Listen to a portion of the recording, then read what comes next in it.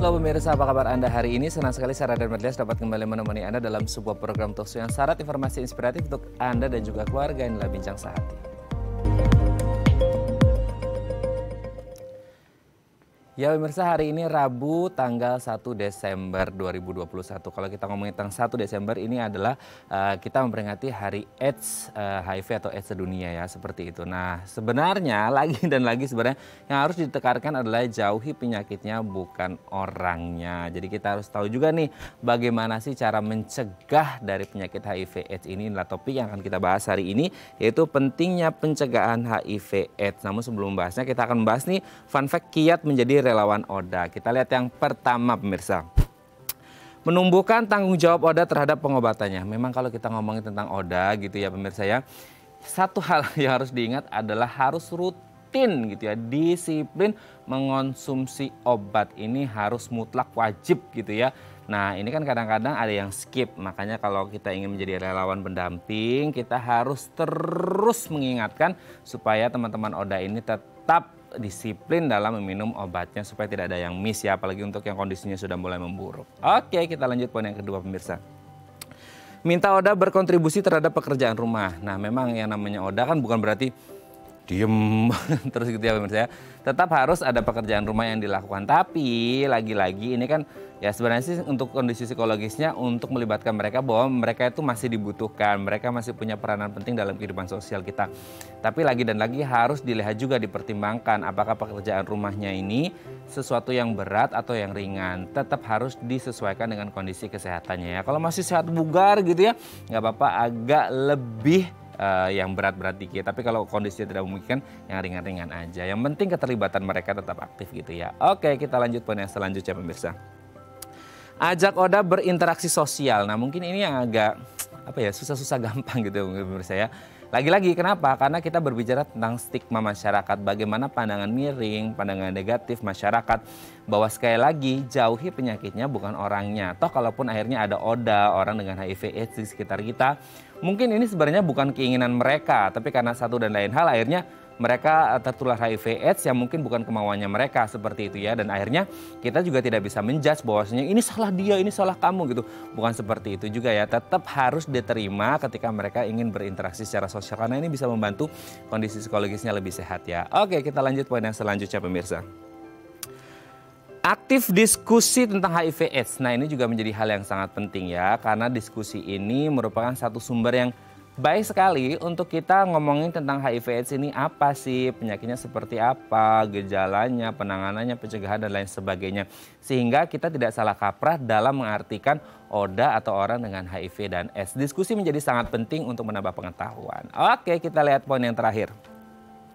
Jangan mudah percaya hoax. Kita hidup di era 4.0 di mana media sosial berkembang secara cepat, informasi sangat bergulir. Wah, lancar banget sampai kadang-kadang kita susah membedakan mana ini informasi yang terpercaya, yang valid, mana informasi yang hoax. Nah oleh karena itu menjadi relawan pendamping ODA ini menjadi sangat penting untuk mengetahui mana yang nggak benar gitu ya, mana yang beneran fakta seperti itu. Jadi penting bagi kita dan seluruh masyarakat sebenarnya, tidak hanya relawan pendamping ODA, untuk mengetahui tentang HIV AIDS yang lagi-lagi jangan diskriminasi orangnya, tapi penyakitnya, karena tidak semua orang ini yang menjadi ODA ini adalah karena gara-gara mereka sendiri, karena satu dan lain hal. Oke, itu tadi beberapa fun fact kiat menjadi relawan pendamping ODA dan kami akan membahasnya saat lagi. Tetap bersama kami di Bincang Sehati.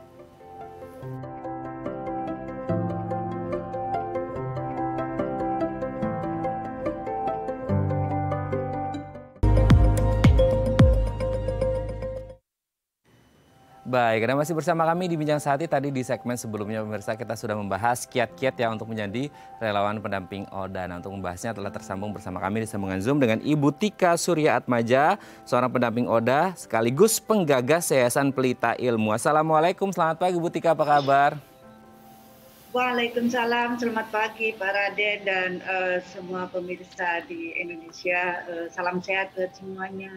Ya, salam sehat untuk semuanya dan kita ucapkan juga ya untuk teman-teman kita ODA harus tetap semangat gitu ya Bu Tika ya untuk menjalani hidup, karena pasti ada sesuatu yang indah yang sudah Tuhan rencanakan di depan sana gitu ya. Kita ambil hikmahnya saja. Betul, karena tidak semua orang menginginkan, tidak ada yang mau menjadi ODA.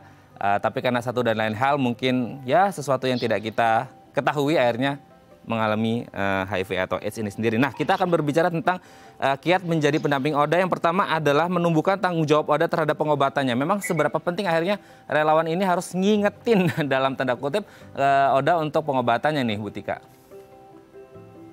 Oh iya, untuk relawan mengingatkan itu sangat penting. Tapi jauh sebelum mengingatkan, tentu relawan ini mesti dibekalin dulu pemahaman tentang apa itu pengobatan, manfaatnya, kemudian bagaimana obat itu harus diminum seumur hidup. Setelah itu baru kita mengingatkan, karena dengan mengingatkan teman-teman minum obat secara teratur dan disiplin, tentu kita akan melihat manfaatnya luar biasa. Teman-teman ODA begitu minum obat secara teratur dalam waktu 3-6 bulan, biasanya virus sudah tidak terdeteksi, artinya kemudian sangat berarti buat teman-teman ODA itu sendiri. Dia akan sehat dan produktif, kemudian juga dia tidak menularkan ke orang lain, artinya mencegah penularan dan penyebaran ke orang lain, dan juga ODA akan menjadi pelaku aktif dalam hal penanggulangan HIV/AIDS. Gitu. Justru tidak terkungkung pada kondisi, wah kita ODA nih gitu, akhirnya malah stres gitu ya, karena akhirnya tidak ngelakuin apa-apa gitu, pengobatannya jadi miss, disiplin gara-gara masalah drop. Setiap orang mungkin yang dinyatakan positif HIV/AIDS pasti akan drop ya, Bu Tika ya. Tapi kemudian bagaimana bisa membangun hidupnya kembali lagi, kualitas hidupnya salah satunya dengan pengobatan yang disiplin ini. Oke, kita lanjut poin yang selanjutnya, Bu Tika. Minta ODA berkontribusi terhadap pekerjaan rumah. Nah, kenapa akhirnya teman-teman ODA ini harus dilibatkan dalam pekerjaan rumah tangga harian ini, Bu Tika? Iya, karena teman-teman ODA sendiri merasa tidak sakit, atau mereka tidak mau dianggap sakit gitu. Karena mereka sendiri dengan kata ODA itu orang dengan HIV, AIDS, bukan orang dengan penyakit atau yang tidak bisa ngapa-ngapain gitu. Sehingga kalau dia tetap dikasih tanggung jawab untuk bisa berkontribusi dalam kegiatan atau pekerjaan rumah, itu membuat mereka happy, membuat mereka, oh saya masih ada manfaat, saya masih bisa berguna untuk yang lain dan juga untuk keluarga saya gitu. Jadi mereka nggak ingin sekali dianggap bahwa saya itu udah nggak bisa ngapa-ngapain gitu. Justru mereka bahkan menjadi kreatif, bahkan mereka menjadi seorang yang inovatif dalam hal kegiatan di rumah, seringkali menjadi seperti itu. Berarti apakah selama ini Bu Tika menemukan teman-teman ODA ini banyak yang kreatif gitu ya dalam kehidupan sehari-harinya, Bu Tika?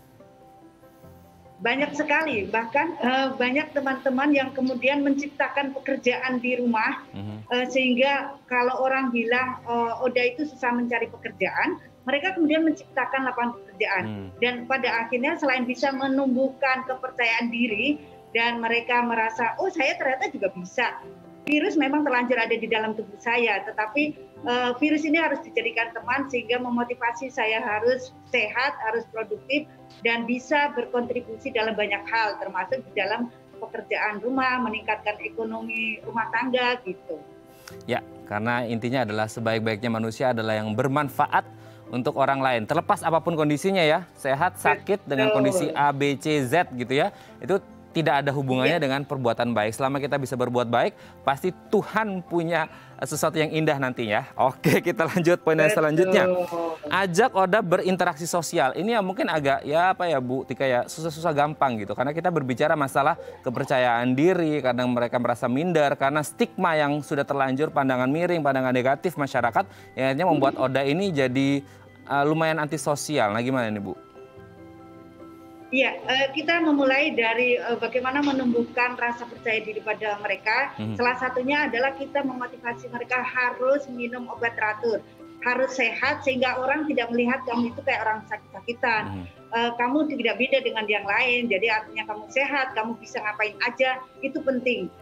Setelah itu adalah bagaimana mereka bisa melakukan hal-hal kegiatan di lingkungan, artinya kita biasanya akan memberikan pengertian dulu kepada ODA-nya bahwa setiap kali interaksi dengan dunia luar, itu ada dua hal yang harus dipersiapkan penerimaannya.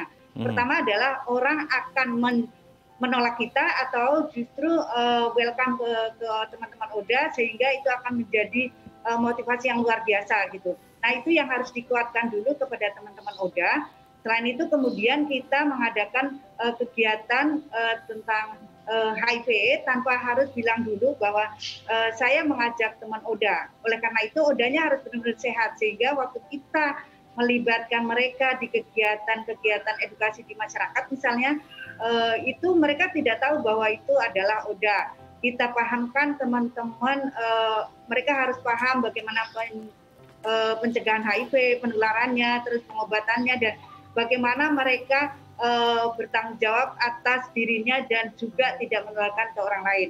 Setelah itu biasanya masyarakat di sekitar sudah paham cara penularan HIV, cara bersikap dengan orang dengan HIV. Mereka kemudian kita tampilkan role model yang memang sudah siap open status. Banyak teman-teman ODA yang sudah open status, yang mereka mau jadi role model kampanye ataupun memberi edukasi ke masyarakat sehingga masyarakat bisa lihat nyata bahwa ODA itu sebenarnya nggak beda loh dengan orang lain gitu. Mereka tetap pede, mereka tetap bisa menyampaikan informasi dengan benar, misalnya seperti itu. Oke, jadi intinya sama saja gitu ya. Orang Betul. dengan HIV/AIDS dengan orang pada umumnya ini sama saja, tidak ada yang membedakan seperti itu ya. Oke, kita lanjut poin yang selanjutnya, aktif diskusi tentang HIV/AIDS. Nah, diskusi yang seperti apa biasanya yang dilakukan ini, Bu Tika?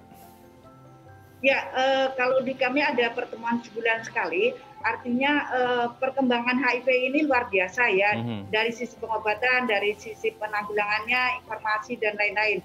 Kalau dulu itu masih semuanya dianggap tabu, kalau orang ngomong tentang AIDS itu mengerikan atau bahkan jangan, kalau bisa hindarin ngomongin tentang HIV/AIDS gitu ya. Tapi sekarang ini kemajuan luar biasa, kita bisa juga melalui sosmed, kita juga bisa ngikutin webinar-webinar ataupun informasi-informasi yang selalu update gitu. Nah, diskusi-diskusi itu perlu dilakukan bersama teman-teman ODA karena mereka jangan sampai ketinggalan informasi. Kalau dulu selalu dibilang AIDS itu adalah penyakit mematikan atau fatal.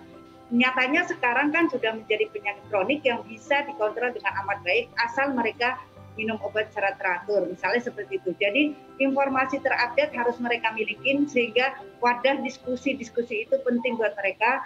Jangan hanya gue ODA gitu, tetapi informasi yang terupdate pun mereka nggak punya gitu.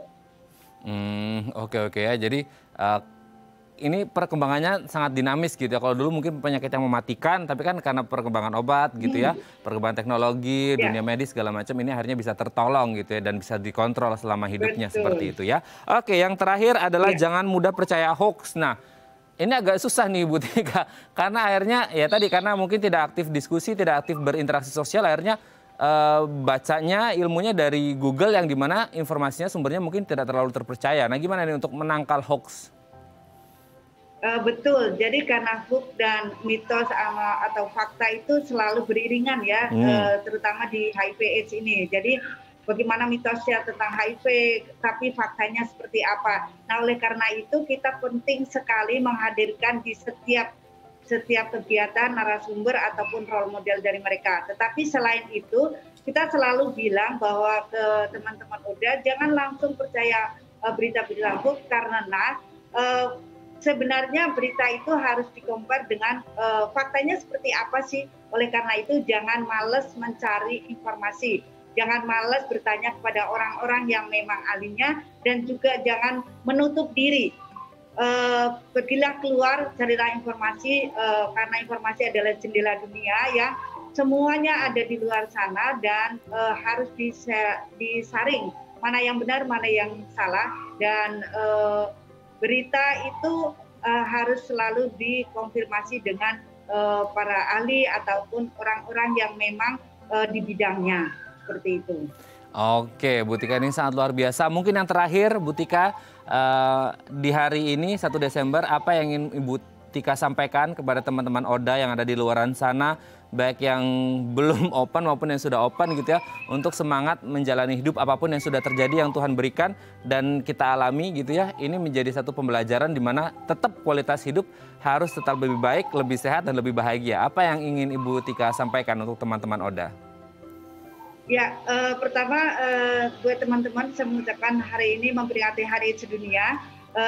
marilah kita sama-sama saling bergandengan tangan untuk mengakhiri epidemi HIV/AIDS ini dengan tetap bersemangat untuk memberikan edukasi, dan teman-teman semuanya harus bisa mengakses apapun itu terkait dengan informasi, pengobatan, diskusi, ataupun hal-hal terbaru mengenai HIV/AIDS. Dan jangan lupa bahwa setiap teman-teman ODA ini adalah pelaku-pelaku utama yang bisa melibatkan diri dan menjadi pelaku utama dalam penanggulangan HIV/AIDS khususnya di Indonesia dan di dunia. Dan teman-teman adalah guru buat kami di lapangan. Oleh karena itu tetaplah bersemangat dan tetaplah menjaga kesehatan, dan jangan lupa walaupun virus sudah tidak terdeteksi, minum obat tetap teratur dan sesuai anjuran dari dokter. Itu saja. Oke, ini sangat luar biasa, pesan yang sangat menyentuh tuh teman-teman ODA, tetap semangat gitu ya, apapun yang terjadi, pasti Tuhan sudah punya rencana atau planning yang terbaik dalam hidup kita ke depannya. Terima kasih Ibu Tika Surya Atmaja, pendamping ODA sekaligus penggagas Yayasan Pelita Ilmu, sudah berbagi bersama kami pagi hari ini di Bincang Sehati. Selamat pagi Ibu, Assalamualaikum. Selamat pagi, waalaikumsalam warahmatullahi wabarakatuh. Salam sehat buat semua. Salam sehat kembali Bu Tika, terima kasih. Baik pemirsa, selanjutnya kita akan membahas tema kita hari ini. Bagi Anda yang memiliki pertanyaan seputar tema kita hari ini, Anda bisa menghubungi kami di nomor 021 290 32644 atau DM Instagram kami di @bincangsehati.tv. Kami akan segera kembali.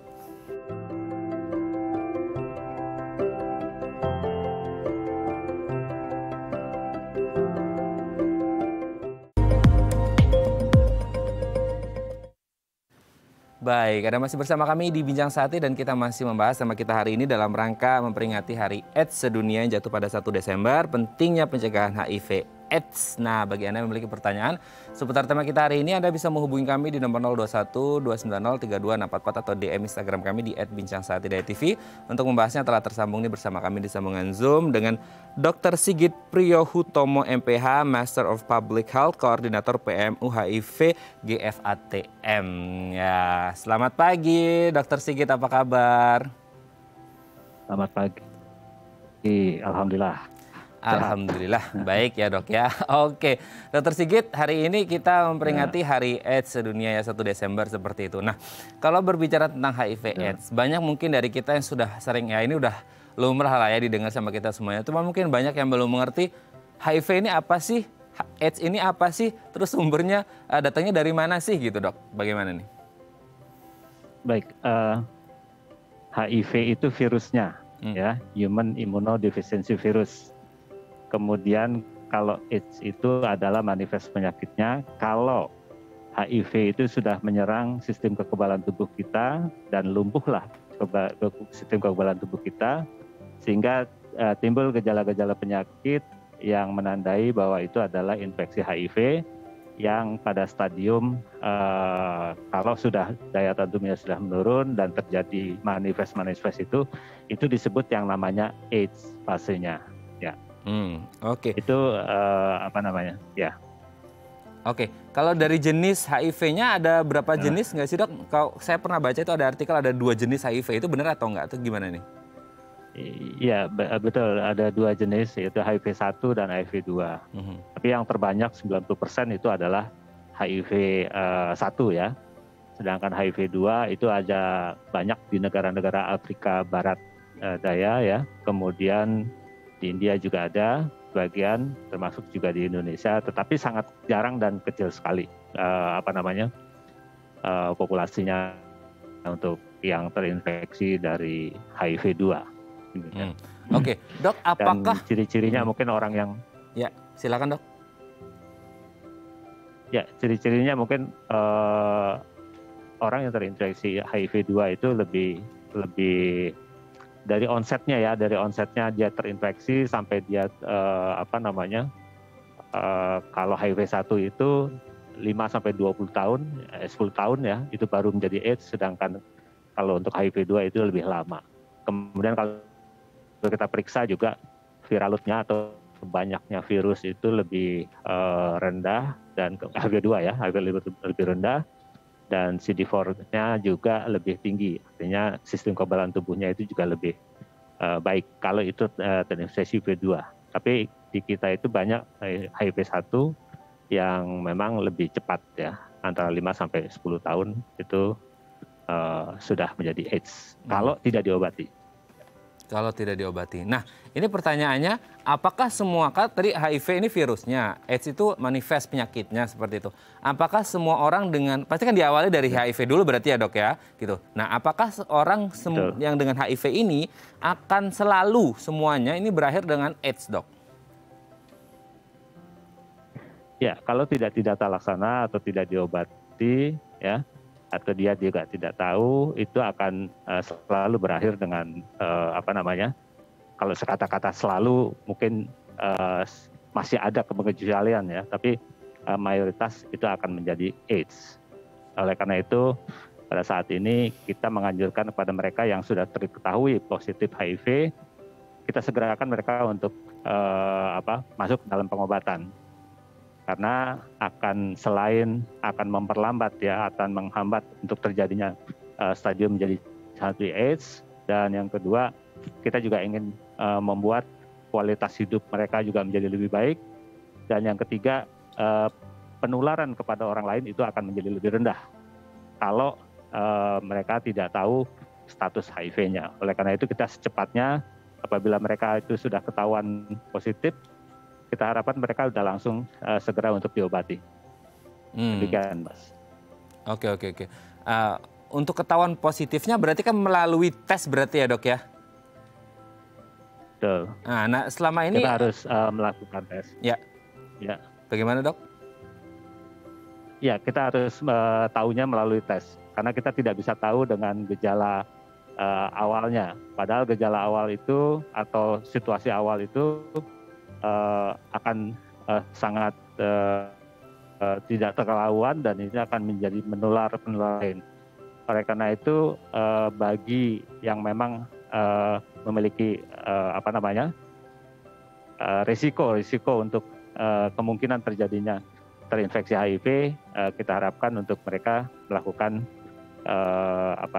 melakukan tes untuk HIV. Yang basicnya nanti kita sebetulnya nggak usah khawatir untuk dilakukan pemeriksaan itu, nanti kalau ketemu dan itu akan ketahuan pada orang lain, tidak. Karena prinsipnya kita mau melakukan tes yang pertama adalah azasnya itu ada sukarela dulu gitu. Jadi tidak melakukan tes HIV ini berdasarkan paksaan orang lain atau dianjurkan oleh orang lain. Itu hanya kesadaran daripada diri sendiri untuk dilakukan tes, nanti akan diberikan konseling dan sebagainya. Kemudian kita juga akan menjaga kerahasiaan. Jadi tidak ada istilahnya kalau udah positif nanti disebar-sembarkan, digembor-gemborkan gitu ya, tidak ada. Yang benar dan harusnya dilakukan oleh siapapun gitu ya, itu akan merahasiakan segala sesuatunya. Tapi kalau klien itu sendiri yang ingin membuka dan sebagainya, itu pun juga menjadi suatu hal yang diputuskan oleh pribadi. Dan kita juga melakukannya dengan konseling pre-test. Jadi sebelum dites pun kita konseling, kita siapkan mentalnya gitu ya, untuk menghadapi mereka mengetahui termasuk arti daripada hasil tes nanti, kita harus siapkan buat mereka ya secara psikologis. Kemudian juga nanti kalau udah sudah ada hasilnya, kita pun juga akan berikannya dengan dengan konseling post test. Jadi konseling post test pun juga lebih deep lagi. Kita akan siapkan apabila mereka kemungkinan nanti positif, untuk kita siapkan bagaimana nanti mereka sudah tahu bagaimana harus berobat, bagaimana harus hidup dengan masyarakat yang lain dan sebagainya.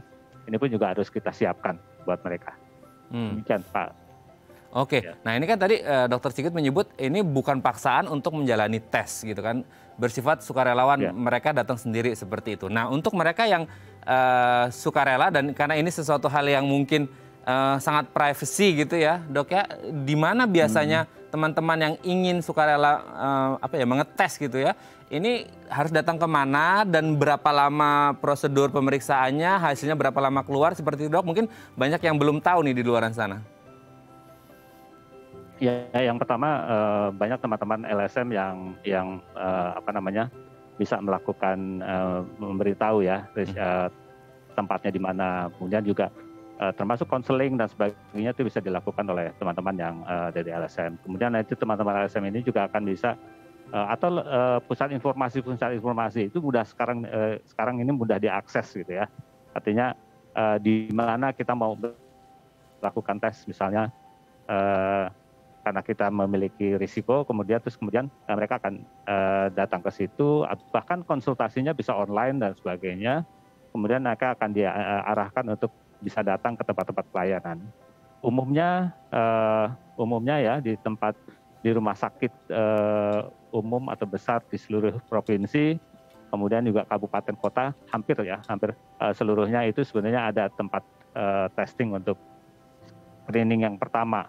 Ya, kita dengan zaman COVID ini tahulah apa itu rapid test, kemudian kalau di kita juga ada yang namanya ELISA, dan yang ketiga ada dengan PCR gitu ya. Dengan 3 kali tes, kalau itu memang benar positif, baru kita nyatakan mereka memang benar positif.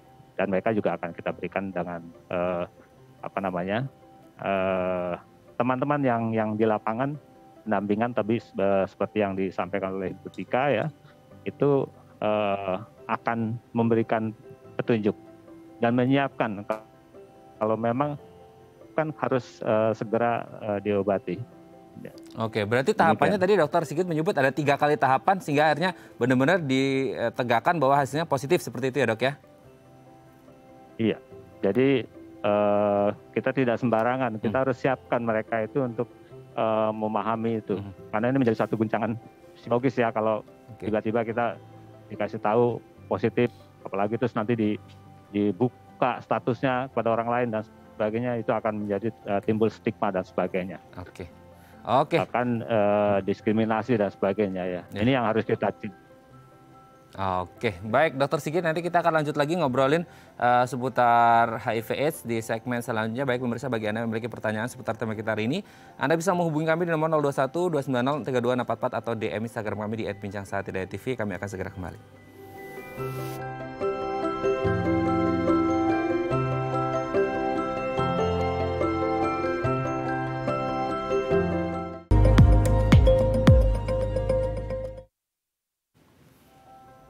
Baik, Anda masih bersama kami di Bincang Sehati dan kita masih membahas seputar penanganan HIV/AIDS. Bagi Anda yang memiliki pertanyaan seputar tema kita hari ini, Anda bisa menghubungi kami di nomor 021 290 32644 atau DM Instagram kami di @bincangsaati.tv.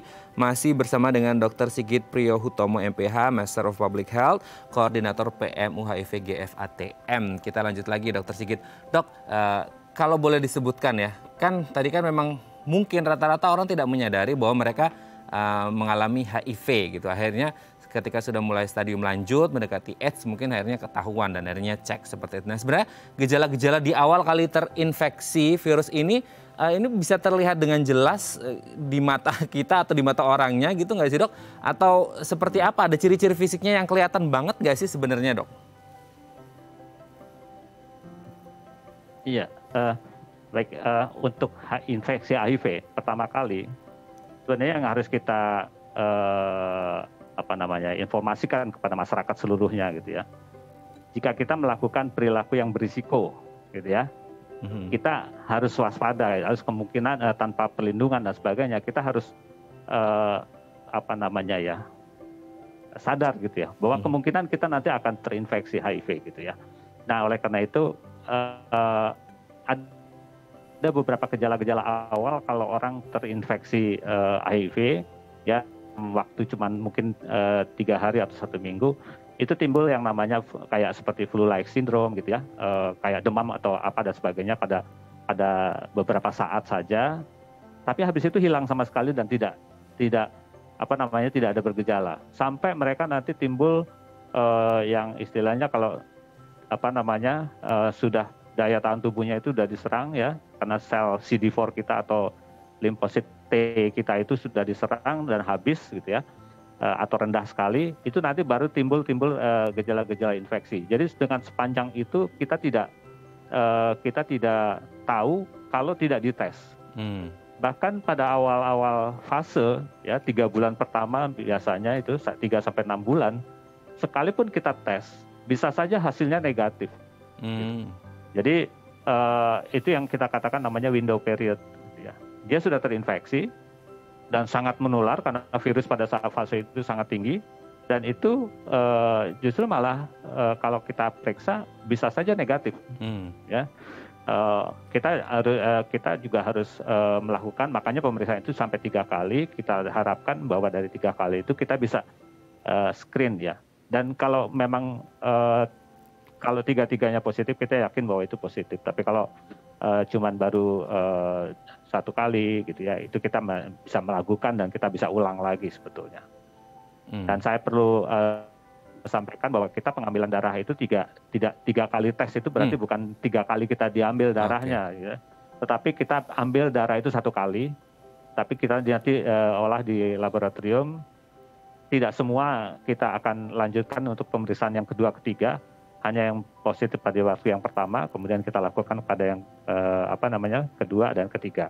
Namun kita memang juga ada quality control, jadi kalau ada 5% dari yang negatif itu pun juga kita bisa cek apakah kita bisa saja yang pertama itu false negatif ya. Oleh karena itu kita juga bisa cek kualitasnya dari testing yang kita lakukan. Ya, seperti itu. Jadi pada awalnya mereka tidak punya gejala sampai beberapa saat. Ya, jadi kalau saya sering berseloroh gitu ya, kalau apa sih gejala seperti apa sih orang yang mengidap HIV ya? Kita lihat aja di cermin. Seperti itulah kira-kira orang yang mengidap HIV. Bahkan semakin cantik dan semakin ganteng mungkin itu ya, itu lebih berisiko. Gitu ya. Oke. Kalau kita melakukan perilaku yang berisiko, ya kalau tidak ya enggak. Oke. Berarti gini dok, ketika akhirnya kan karena di awal tuh mild symptom ya seperti flu dan lain sebagainya, sehingga akhirnya di masa sudah mulai menyerang. Nah angka apa ya? Berarti kalau kita ngomongin angka yang sudah di posisi itu, di tahapan itu, sudah untuk pengobatannya seperti apa? Maksudnya sudah sama dengan yang di fase akhir atau meskipun di awal juga tetap sama gitu? Karena kita berbicara katanya HIV/AIDS kan nggak bisa hilang atau nggak bisa sembuh gitu dok. Iya betul. Dulu kita menentukan pengobatan itu dimulai kalau CD4-nya sudah rendah sekali ya, ada batasan tertentu itu ya, baru kita masukin pengobatan. Tapi dengan kemajuan obat-obatan yang ada, itu bisa dilakukan sejak awal. Bahkan kalau misalnya kita sudah ketahuan misalnya baru sekali kita positif gitu, kita langsung obati. Karena pengobatan ini satu akan mencegah terjadinya penghancuran daripada sistem kekebalan tubuh kita. Kemudian juga kalau kita rendah sekali virusnya, itu akan tidak menularkan atau risiko menularkan pada orang lain juga menjadi sangat rendah. Gitu ya. Dan yang ketiga yang penting sekali itu adalah kualitas hidup orang itu akan menjadi tetap baik. Jadi bukan bahwa dia akan bebas dari HIV-nya itu sendiri, karena tidak bisa ini yang kita sebut tidak ada pengobatannya, karena tidak bisa meng-cure semua virus itu dimatikan. Tetapi yang jelas bahwa virus itu akan ditekan serendah mungkin sehingga tidak mempengaruhi sistem kekebalan tubuh kita. Itu yang kita harapkan dari dengan segeranya kita lakukan pengobatan. Ya. Oke, Dokter Sigit, sebelum kita lanjut, ini ada DM Instagram dari pemirsa yang ingin menanyakan ke Dokter Sigit. Saya bacakan ya dok ya, dari Ibu Rika mungkin ya, ini Ibu Rika. Dok, teman saya terdiagnosa mengidap HIV, lalu menjalani treatment minum obat. Saya kurang paham obatnya apa, tapi dia lalu lalai. Oh iya, lupa mungkin ya, ini lalai minum sudah hampir setengah tahun. Apakah akan pengaruh ke kondisinya ya dok ya? Nggak minum berarti ya, ini nggak minum obatnya sudah hampir setengah tahun. Gimana ini dok? Ya, yang pertama memang setelah dia terdiagnosa, kita sudah pada saat ini programnya adalah kita langsung obati. Kemudian kalau dia harus minum obat dengan teratur, obatnya sudah semakin hari semakin memang kita sudah menjadi obat yang terbaik yang kita dapatkan dan kita bisa berikan kepada mereka. Kemudian kalau mereka lalai minum obat 1 atau 2 kali, 3 kali gitu ya, kita bisa mintakan mereka langsung mengobatinya itu dengan minum obat ya. dengan yang sebelumnya itu segera mungkin kita langsung minum obat. Tetapi kalau sampai setengah tahun tidak minum obat lagi dan sebagainya, tolong dicek kondisinya ya, kondisinya sistem kekebalan tubuhnya, CD4-nya dicek, virusnya juga dicek, apakah virusnya meningkat atau masih level rendah dan sebagainya, dan kita bisa anjurkan kepada mereka untuk segera kembali kepada pengobatan. Tapi umumnya saya bilang kalau dia sampai setengah tahun itu rasanya kecil ya sekali kemungkinan. Karena 1-2 bulan setelah dia berhenti minum obat biasanya langsung drop ya. Karena mereka lalai minum obat. Gitu, Oke. itu. Semoga ini bisa menjawab pertanyaannya Ibu Rika, dan salam untuk temannya, semoga tetap sehat dan jangan lupa disiplin minum obatnya gitu ya. Oke, nah ngomongin tentang obat nih, Dokter Sigit, sebenarnya obat yang apa yang digunakan biasanya ketika orang sudah terdiagnosis mengalami HIV gitu. Biasanya obat apa yang diminum, kan sering kita dengarnya ARV ya, antiretroviral seperti itu. Nah ini satu-satunya obat atau mungkin ada berapa jenis obat yang lainnya, dan minumnya kan katanya harus disiplin, Dok. Ini setiap hari, ini seperti minum obat biasa 3 kali sehari atau cukup sehari sekali atau gimana sih, Dok? Itu minum obatnya sehari ya. Cuman 1 kali minum itu ada bisa beberapa macam obat.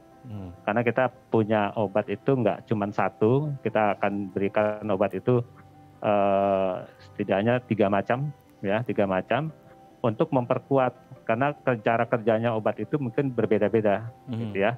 Ada yang menekan, ada yang memang killing gitu ya, tapi ada juga yang mencegah untuk terjadinya supporting untuk terjadinya virus itu berkembang kembali gitu, seperti itu. Jadi saat ini obat itu mungkin di listnya itu sudah puluhan, saya tidak hafal juga untuk menyebutkan satu-satu gitu ya. Tapi kita memang sudah pilihkan, dan yang terakhir ini obat-obat itu menjadi yang sangat baik. Kita juga menjadi sangat dilematis gitu ya, orang yang sudah menggunakan obat yang mungkin jenis yang terdahulu gitu ya, bukan yang lama tapi yang terdahulu, kemudian karena ada obat yang baru terus mau pindah ke obat yang baru, saya pikir itu harus dipertimbangkan matang-matang, dan itu harus anjuran daripada dokter. Karena apa? Karena dia sudah toleran dengan yang lama. Sebaiknya teruskan dulu gitu ya, sampai mungkin nanti kalau ada masalah, baru kita pertimbangkan kembali untuk dilakukan dengan pengobatan yang baru ya. Tapi dengan pengobatan yang baru pun juga kita tidak sembarangan juga langsung bisa memberikan itu ya. Ada pertimbangan tertentu ya. Berapa lama orang harus mengkonsumsi? Apakah ini akan dikonsumsi seumur hidup, dan seberapa besar dampak dari disiplin minum obat yang diberikan ini, Dok? Ya, sampai saat ini yang kita ketahui itu harus seumur hidup ya, masih sampai sampai ya betul-betul seumur hidup kita lakukan itu. Makanya dengan pertimbangan betul-betul jenisnya dan sebagainya, kita tidak langsung yang paling poten atau paling paten lah. Kemudian terus kalau nanti itu pun juga dia ada reaksi apapun dan sebagainya, kan kita tidak bisa juga balik lagi gitu. Jadi lebih baik ikuti saja anjuran dan putusan untuk pengobatannya oleh dokter ya, dan kan juga dicek juga kondisinya. Dan setiap tahun itu harusnya mereka itu akan dicek viral load-nya ya. Jadi banyaknya virus itu di dalam darah setiap tahun itu harusnya dicek. Kalau dia menurun saja, kita akan cek apakah dia tidak teratur minum obat, apakah mungkin juga terjadi resisten daripada virus itu terhadap obat yang bersangkutan, dan kita akan kalau itu terjadi, kita akan coba putuskan lagi dengan apakah mengalihkan pengobatannya, ataukah kita juga menganjurkan untuk pengawasannya menjadi lebih ketat. Pengawasan ini bisa tidak harus selalu oleh dengan tenaga kesehatan, tetapi bisa saja dengan bantuan keluarga, bantuan teman yang memang teman sebaya ya khususnya, untuk agar menjaga mereka untuk bisa lebih apa namanya lebih Disiplin. teratur, lebih disiplin ya, dalam konteks minum obat. Ya, mereka ini kan yang istilahnya bisa katakan down ya. Oleh karena itu mereka memang harus mendapatkan dukungan, supporting gitu ya dari teman-temannya dan sebagainya. Dan yang paling baik itu adalah teman-teman sebayanya gitu yang paling. Oke ya. Jadi jangan dihakimi, mereka juga butuh support sama dan mereka pun bisa berkesempatan untuk memiliki hidup yang jauh lebih berkualitas dan bermanfaat untuk orang lain juga gitu ya dok ya. Oke dok, ini sudah jelas ya tentang seputar HIV/AIDS. Nanti di segmen terakhir dok, kita akan membahas yang sering kita berbicara tentang stigma, pandangan miring masyarakat. Kita akan berbicara mitos fakta seputar HIV/AIDS nanti di segmen terakhir ya dok ya. Baik pemirsa, bagi Anda yang memiliki pertanyaan seputar tema kita hari ini, Anda bisa menghubungi kami di nomor 021 290 32644 atau DM Instagram kami di @bincangsehati.tv. Kami akan segera kembali.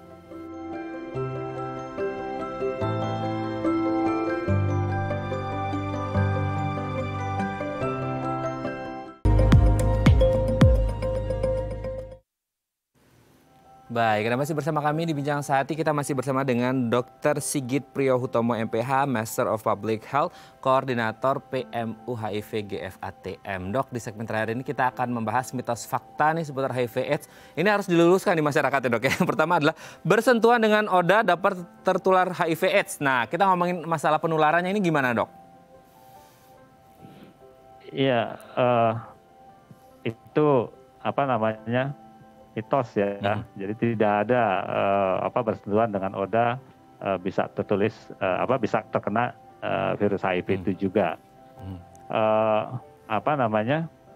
Saya sampaikan bahwa HIV ini adalah penyakit menular yang paling sangat sulit untuk menular. Sebetulnya sulit menular gitu. Jadi kalau kita berhubungan biasa, sosial biasa itu tidak akan menularkan HIV. Jadi cara penularannya seperti apa dok? Ya menularnya itu ada 3 ya. Karena hidupnya si virus ini kan ada di darah, ya, ada di cairan sperma dan ada di air susu ibu gitu ya. Jadi bisa saja menular itu melalui darah. Misalnya kita menggunakan jarum suntik yang bersamaan, gitu ya. Kita mendapatkan transfusi darah. Kita mendapatkan transplantasi organ misalnya seperti itu, tapi dari sumber yang memang mengidap HIV tentunya kita bisa tertular dari HIV itu. Tapi jangan khawatir, untuk hal-hal yang seperti itu kita sudah akan screening lebih dahulu gitu ya, untuk dilakukan bahwa yang akan kita masukkan ke dalam tubuh orang lain itu menjadi yang sudah aman ya dari HIV. Setidaknya dari HIV itu sudah harus aman. Yang kedua, kalau kita melalui sperma tentunya kan melalui atau cairan vagina itu kan melalui hubungan seksual ya yang tidak terlindungi ya, misalnya tidak menggunakan kondom atau apapun dan sebagainya. Ini menjadi menjadi risiko untuk bisa tertular untuk HIV ini. Dan yang ketiga dari ibu ke anak, yaitu melalui air susu ibu atau melalui pada waktu persalinan ya. Persalinan itu kan ada luka jalan lahir ya, ini juga akan bisa transfer dari ibu ke anak dari virusnya itu. Ya. Tapi dengan pengobatan tata laksana kita sudah akan deteksi ibu yang positif dan itu akan menjadi kita cegah untuk penularan kepada bayi-bayi yang yang dikandung dan dilahirkan nanti. Kalau ngomongin tentang transfusi darah kan memang ada prosedur medisnya pasti diawasi. Begitu juga dengan air susu ibu gitu ya dok ya, karena melalui pemeriksaan. Nah yang menjadi rawan adalah ketika ngomongin hubungan gitu ya, hubungan intim katakanlah seperti suami dan istri. Melalui cairan sperma ini kan susah diawasinya seperti itu ya dok ya. Nah kalau suaminya mengalami HIV terus melakukan hubungan intim dengan istri yang tidak mengalami HIV dengan menggunakan kondom, ini istrinya akan tertular atau tidak dok? Ini juga menjadi banyak pertanyaan banyak orang nih dok. Iya, resiko tertular masih tetap ada, tapi akan sangat minimal. Dan yang terpenting lagi kalau memang dua-duanya mengetahui. Dua-duanya mengetahui bahwa salah satunya statusnya adalah positif. Misalnya suaminya yang positif, kemudian istrinya juga tahu bahwa suaminya positif. Tentunya juga ikut ikut mencegah untuk terjadinya penularan.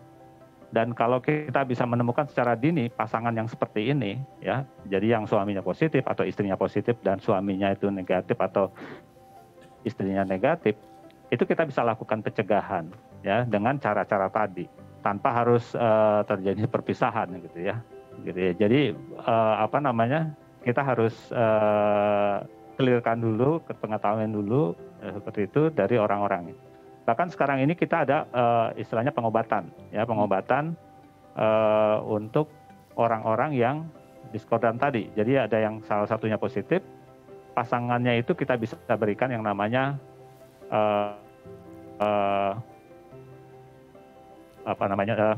pre-exposure prophylaxis. Ada pasca exposure prophylaxis, tapi ada juga pre, jadi yang sebelum mereka positif. Ya, sekarang ini sedang kita lakukan mulai lakukan di Indonesia untuk kita lakukan pencegahan pada mereka ini. Ya. Oke, terakhir Dok, karena waktu kita tinggal 1 menit, apa yang ingin dokter sampaikan untuk teman-teman ODA di luar sana, karena kita tidak bisa bahas semua mitos faktanya nih Dok. Terakhir Dok. Ya, saya mungkin 1 menit ini saya gunakan untuk manfaatkan untuk di konteks Hari AIDS Sedunia inilah ya. Kita harapkan kan selalu setiap tahun itu diperingati pada tanggal 1 Desember, itu untuk meningkatkan pengetahuan kepada kita semuanya. Kemudian juga kita ingin kepada semua orang bisa melakukan atau memperlakukan ya orang-orang yang ODIF ya dengan HIV ini dengan wajar, jadi dengan equal yang sama ya, inequality seperti kita menghindari terjadinya inequality ya, itu yang menjadi tema dunia pada saat ini, dan kita harapkan mereka itu bisa masuk ke dalam pengobatan dan akan menjadi bagian daripada pencegahan ya, dan ikut serta dari masyarakat untuk pencegahan ini. Baik, terima kasih Dr. Sigit sudah berbagi bersama kami pagi hari ini. Sebenarnya ingin banyak dibahas tapi waktu juga membatasi kita. Terima kasih Dr. Sigit. Saya selalu salam untuk teman-teman ODA semuanya. Terima kasih, selamat pagi. Baik pemirsa, bagi Anda memiliki kritik dan saran, Anda bisa menghubungi kami di nomor 0889 8100 5000 atau Anda bisa follow media sosial kami di @bincangsehati.tv dan tetap disiplin prokes 6M. Saya Raden Madya, sampai jumpa dan selamat beraktivitas.